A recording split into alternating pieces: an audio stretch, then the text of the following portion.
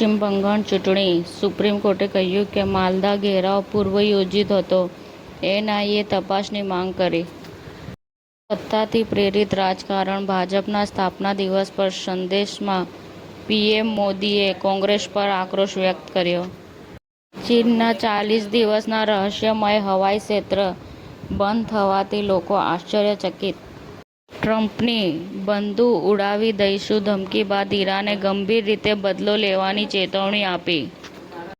રશિયાના નોવોરોસિયસ્કના Ukrainian drone હુમલામાં 2 બાળકો સહિત 8 લોકો ઘાયલ થયા.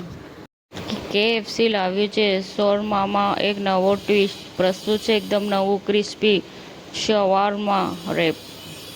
યુદ્ધ વચ્ચે ઇઝરાયેલમાં 6000થી વધુ ઉત્તર પ્રદેશ કામદારો. યોગી સરકાર પરિસ્થિતિ પર નજીકથી નજર રાખી રહી છે. ઈરાને બ્લેક હોક હેલિકોપ્ટર C-130 હરક્યુલ્સ વિમાનને તોડી પાડવાનો દાવો કરતો ફૂટેજ જાહેર કર્યો.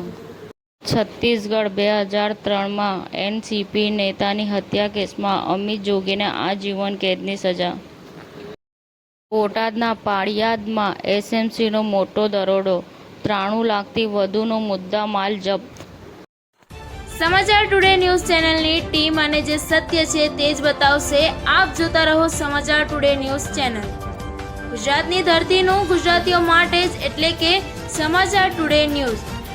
અમારી સમાચાર ટુડે ન્યૂઝ ચેનલને લાઈક કરો, શેર કરો અને સબસ્ક્રાઇબ કરો અને જોડાયા રહો સમાચાર ટુડે ન્યૂઝ ચેનલ સાથે.